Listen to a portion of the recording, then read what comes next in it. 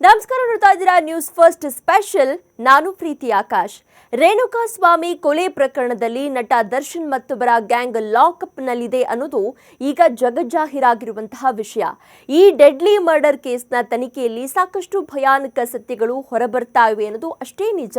ರೇಣುಕಾ ಸ್ವಾಮಿಯವರ ಕೊಲೆಗೆ ದರ್ಶನ್ ಗೆಳತಿ ಪವಿತ್ರಾ ಗೌಡ ಅವರಿಗೆ ಮಾಡಿದಂತಹ ಕಮೆಂಟ್ ಹಾಗೂ ಅಶ್ಲೀಲ ಮೆಸೇಜ್ಗಳೇ ಕಾರಣ ಎನ್ನಲಾಗ್ತಾ ಇದ್ದು, ಪೊಲೀಸರು ಈ ಬಗ್ಗೆ ಸಾಕ್ಷಿಗಳನ್ನ ಕಲೆ ಹಾಕ್ತಲೇ ಇದ್ದಾರೆ. ಈ ಬೆಳವಣಿಗೆಯ ಬಳಿಕ ನಟ ದರ್ಶನ್ ಹಾಗೂ ಪವಿತ್ರಾ ಅವರ ಬಗ್ಗೆ ಮತ್ತಷ್ಟು ರೋಚಕ ಸಂಗತಿಗಳು ಬಯಲಾಗ್ತಾ ಇದೆ. ಹೌದು, ಪವಿತ್ರಾಗೆ ದರ್ಶನ್ ಕೋಟಿ ರೂಪಾಯಿಯ ಕಾರನ್ನ ಗಿಫ್ಟ್ ಮಾಡಿದ್ದಾರಂತೆ. ಕೇವಲ 2.5 ತಿಂಗಳ ಹಿಂದೆಯಷ್ಟೇ ನಡೆದಿರುವಂತಹ ಕೋಟಿ ಕಾರಿನ ಕತೆ ಇದು. ನಟ ದರ್ಶನ್ ಅವರು ತಮ್ಮ ಪತ್ನಿ ವಿಜಯಲಕ್ಷ್ಮಿಗೆ ದುಬಾರಿ ಕಾರನ್ನ ಈ ಹಿಂದೆ ಗಿಫ್ಟ್ ಮಾಡಿದ್ರು.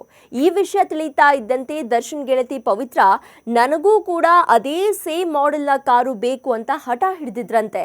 ಆ ಹಿನ್ನೆಲೆಯಲ್ಲಿ ಪತ್ನಿ ವಿಜಯಲಕ್ಷ್ಮಿಗೆ ನೀಡಿದಂತಹ ಸೇಮ್ ಮಾಡೆಲ್ ಕಾರನ್ನ ನಟ ದರ್ಶನ್ ಪವಿತ್ರಾ ಗೌಡ ಅವರಿಗೆ ಗಿಫ್ಟ್ ಆಗಿ ನೀಡಿದ್ದಾರಂತೆ. 2024ರ ಮಾರ್ಚ್ 28ರಂದು ಪವಿತ್ರಾ ಗೌಡಗೆ ನಟ ದರ್ಶನ್ ಅವರು ಬಿಳಿ ಬಣ್ಣದ ರೇಂಜ್ ರೋವರ್ ಕಾರನ್ನ ಗಿಫ್ಟ್ ನೀಡಿದ್ದಾರೆ. KA04NE0777 ನಂಬರ್ನ ರೇಂಜ್ ರೋವರ್ ಕಾರು ಇದಾಗಿದೆ. ಈ ಕಾರಿನ ಬೆಲೆ ಬರೋಬ್ಬರಿ 1.50 ಕೋಟಿ ಎನ್ನಲಾಗ್ತಾ ಇದೆ. ಅಚ್ಚರಿ ಅಂದ್ರೆ ಪವಿತ್ರಾ ಗೌಡ ಹೆಸರಿನಲ್ಲೇ ನಟ ದರ್ಶನ್ ಅವರು ಈ ರೇಂಜ್ ರೋವರ್ ಕಾರನ್ನ ರಿಜಿಸ್ಟರ್ ಮಾಡಿಸಿದ್ದಾರೆ.